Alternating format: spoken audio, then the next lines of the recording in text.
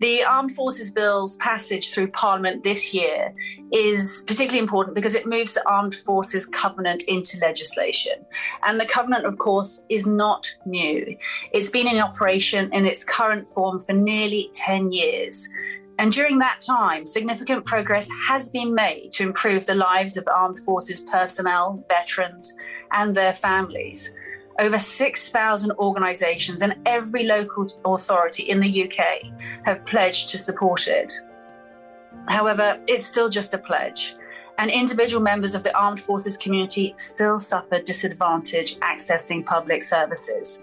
This is often due to lack of awareness, not just of the Covenant, but also of the unique contributions our service personnel make. The legislation in this year's bill will impose a legal duty on relevant bodies to have due regard to the 3 principles of the Covenant. And this is our promise to those who are serving or have served, that they and their families will be treated fairly.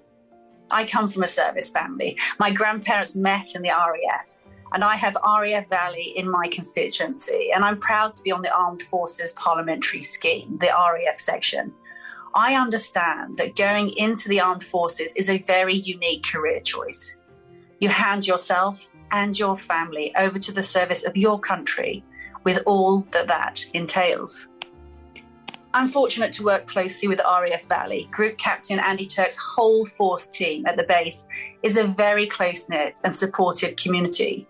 And I hold regular meetings with the service personnel and also the private sector organisations based there, including Babcock, BAE Systems and Affinity.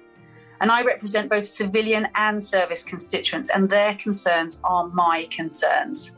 RAF Valley is one of the largest employers here on Ynys Môn, and I'm consistently pushing the case very strongly, both informally and formally, about how important these skilled jobs are in my constituency. And indeed, I had a meeting today with the Minister for Defence Procurement, Minister Quinn, which included an invitation to visit RAF Valley over the summer. Madam Deputy Chair, what strikes me most about the whole force team at RAF Valley is not what they do for the country, but rather what they do quietly in the background for the local community. Yes, training our future fighter and helicopter pilots is what we shout about, but it's their commitment to Anglesey that makes them truly part of our island. The station is as much part of the Anglesey life as Anglesey life is part of the station. And so my message today is this. When you think of the Armed Forces Covenant, don't think only of the contribution our forces make to our national security.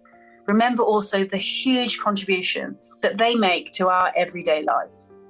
With RAF Valley here on Anglesey, the community enjoys so many benefits. They helped us to secure hosting of the 40th Anniversary Island Games.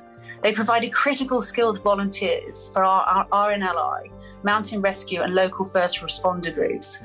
They host award-winning youth outreach programs. The John Egging Trust supports the Learning and Mentoring Provi project and partner with Careers Wales and STEM Cymru projects. They provide local junior football and tennis camps, on-site STEM activities and events to local schools. And the Padre Michael Hall of the Station Charities Committee raise vital funds for a range of North Wales charities and organise a Santa drop for the children staying in Ysbyty Gwynedd Hospital over Christmas. They run beach cleans. They're custodians of a stretch of our beautiful coastal path, and so much more.